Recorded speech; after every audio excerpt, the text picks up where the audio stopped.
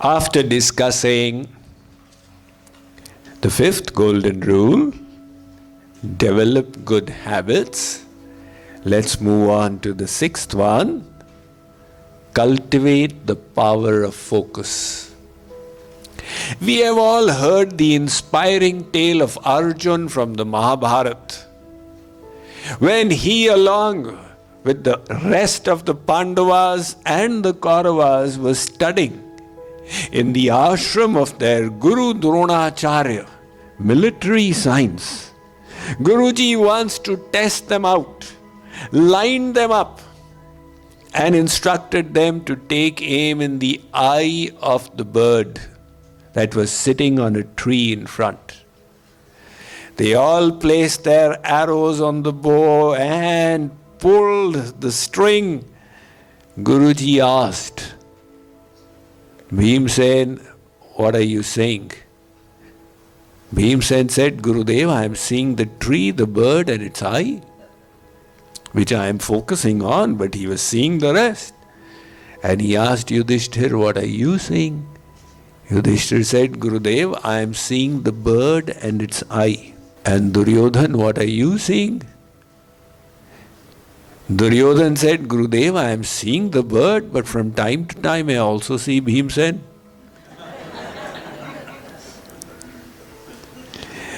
His mind had bitterness in it, and that is why he would get distracted.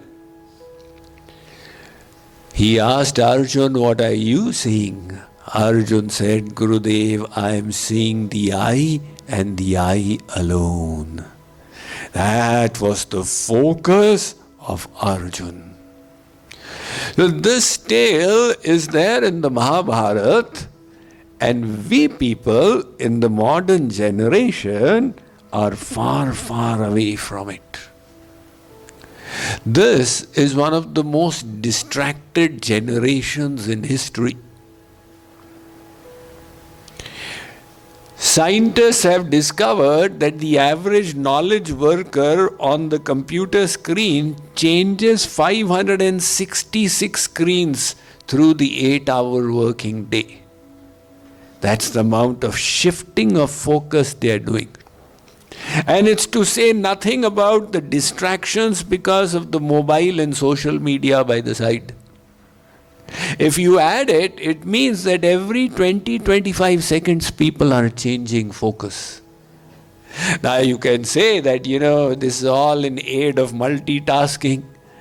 But the fact is, when you shift from one task to the other, you cannot give it your best.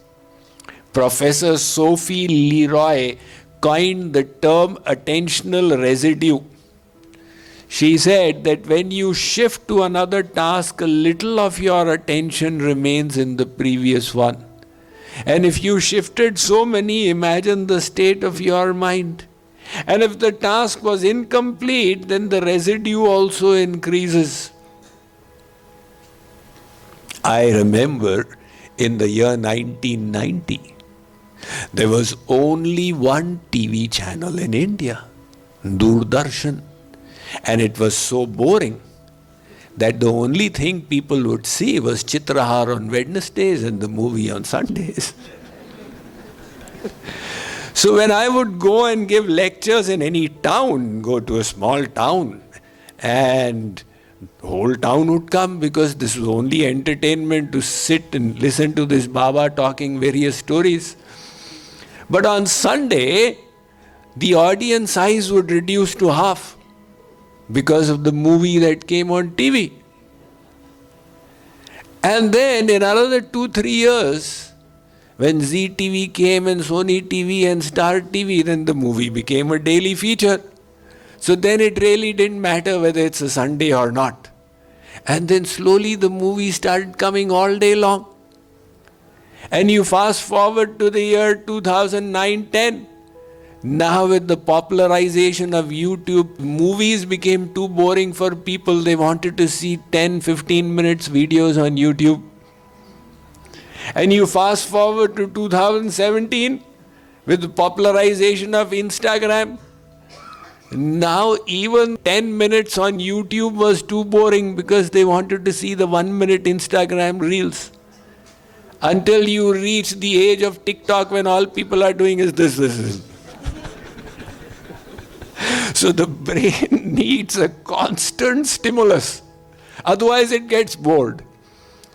In modern times, nobody is ever bored because there's so much of stimulation from all sides.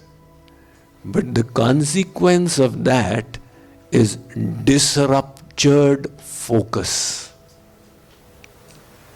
So all of us have got our focus some way or the other.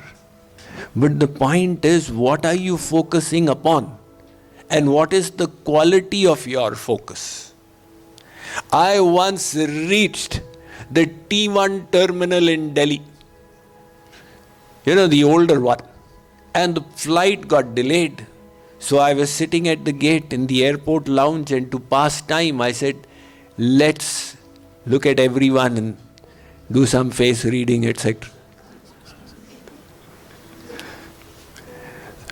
So there was a group of young professionals who were standing and they were chit-chatting about something, stock market, etc. And then they would steal glances to the IPL that was playing on the TV. And there were some young ladies, students, who were sitting engrossed in their mobiles. Once in a while they would look up to speak to the other, but it was inconsequential because they would again get engrossed in their mobiles. And there was an old couple that when they had arrived there, they were completely distracted. But after sitting down and conversing, they were so absorbed in each other, they were oblivious of the rest of the world. This airport lounge was a microcosm of the whole world. All of us have our mind focused somewhere or the other. But the object that we choose to focus on and the intensity and quality of the focus is making all the difference to the quality of our life. There was a famous football coach of the Dallas Cowboys whose this episode I've heard where his team was really in bad shape and they had a critical match to play. And this was vital for them to win. So before the match, the coach gives a pep talk to the team. Jimmy Johnson placed a plank on the ground which was just 10 inches wide and 10 feet long. He asked them to walk over it. Now these athletes, for them it was no problem, they walked over.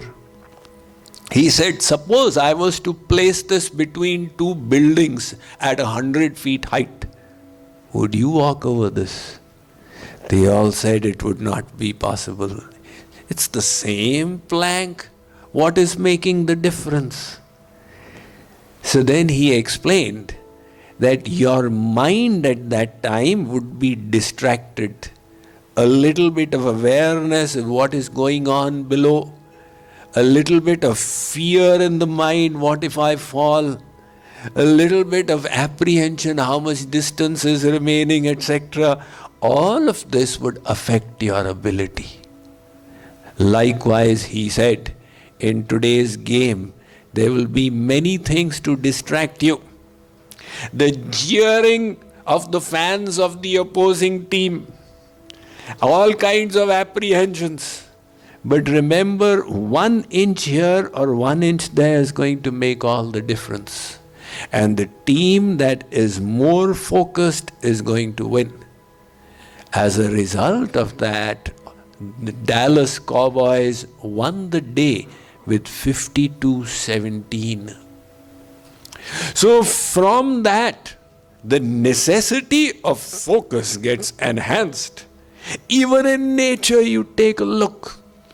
The sun rays, they fall on the earth all over without creating any significant localized impact. But the same sun rays, as children, we have focused them through a magnifying glass to light up the newspaper and marvel at this wonder. And scientists, they focus it further into laser beams that can cut the hardest things in this world like diamonds. That is the power of focus. So much of water vapor rises from lakes, apparently inconsequentially. But when the same is focused in the piston of the steam engine of the railways, it develops the ability to pull 1,000 tons of steel behind it. So we too need to get to the bottom of this ability to enhance our focus. Understand it like this. We all have an attention span. We can only pay attention to so much of information at a time. And when the information goes beyond it, there is an overload, attentional overload. Like, for example, let us say that you were working on your table and decided that you would like to have a cup of tea. With that intention, you went to the kitchen to make yourself a cup of tea. But while you were walking, your mobile rang and you started speaking to your friend and he said, "Are you coming for Swamiji's lecture?" "Oh yes, I will be there, see you there," etc. And by the time you reached the kitchen, you forgot why you had come there. Because this new information from the conversation filled up your attentional space. And the other information got kicked out. So there's a limit to how much you can consciously pay attention to. That is why it is said that while driving, don't do texting. See, some works don't need much attention. These are your habitual works. For example, in the morning when you get up, you do your daily ablutions, brush your teeth, etc. It doesn't need much effort. It's all happening out of habit. And you are in the meantime focused on planning, what am I going to do? What will I say to my boss? How will I handle the day? But other activities require reasonable attention. Like, for example, texting. So if you're going to text and drive, it is a very dangerous situation that you want to stay away from. Or simply consider a simple task like listening to the lecture. Now this requires your constant attention. And if the mind gets diverted, it must be happening sometime during the course of the lecture. So when the mind goes away, that portion of the lecture disappears. What did I say? Swamiji, I started thinking of something else, but my ears were getting purified. This is our Indian concept of doing satsang. You go there to purify your ears. When you've become so old that nobody cares for you at home, how to pass time, you go and sit in the satsang. And the Bahu will say, "Sasoji, you please take the sabzi, you can cut it in the satsang." Or you knit the sweater in the satsang. And at the end of the satsang, somebody asks, "What did Panditji say?" "I don't know, I was purifying my ears." That means the ears will go to Golok and I will remain here. So until you apply your mind to those tasks, they don't work. The astonishing sight I saw once in Houston, my host for the day, he was taking me to what would be my room, and we crossed his son's room, who was a college student. And we both just happened to look inside because his lights on the study table was burning and he had the book in front and the TV out here. So he would look at the book and then look at the TV and then look at the book. And I asked his father, what is he doing? Because the first time I see somebody studying and looking at TV at the same time? He said, Swamiji, what to do, children in America, this is how they study. I don't know whether they all study like this or not, but he was. If you want to do quality work, you have to grow the muscle of focus. So, why does this vulnerability of distraction, which is the opposite of focus, arise?